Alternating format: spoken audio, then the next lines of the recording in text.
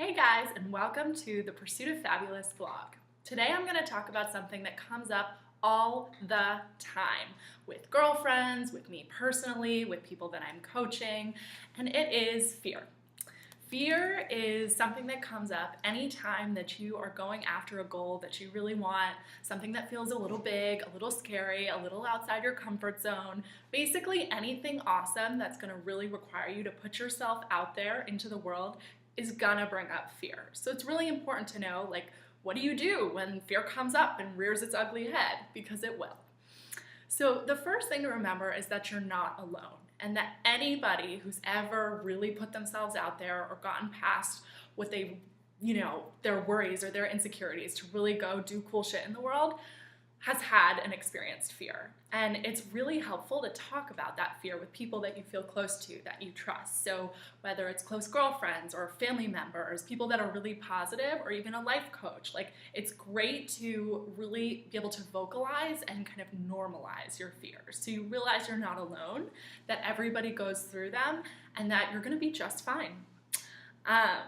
The next step to really dealing with and kind of dismantling your fears is to really not live out, but write out your worst case scenario. So shit hits the fan, things are bad, what's gonna happen?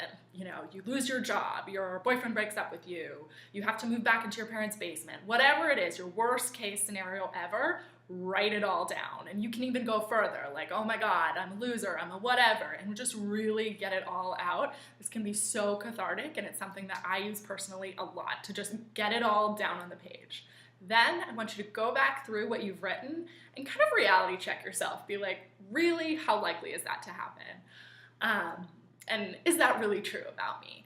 And this can be super helpful. It gives you sort of an objective perspective at which to look at everything that you've written and really think about, is that really a realistic possibility? The next thing I want you to do to help get past your fear is to look for examples of successful people doing what you want to be doing. So thanks to this awesome thing called the internet, there's so much information on any field you might want to get into. So for me personally, when I was first thinking about going into life coaching, I went online and I started following a bunch of life coaches on the internet, really learning about their stories, reading their blog posts, seeing what they did. I talked to a bunch of people who were in the coaching industry, started making friends who were coaches, and really doing my research and looking for successful examples. It's really important to see those examples so that you know it's possible, and that will really keep you going if setbacks come up, because you'll know somebody else is doing it, it is possible, and you can too.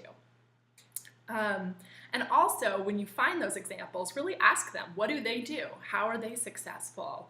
And you never know, maybe they are someone who could be kind of a mentor to you, or someone you could help and they could give you some advice. Whatever it is, people are surprisingly willing to talk about how they got to where they are, and it's really, really worth asking.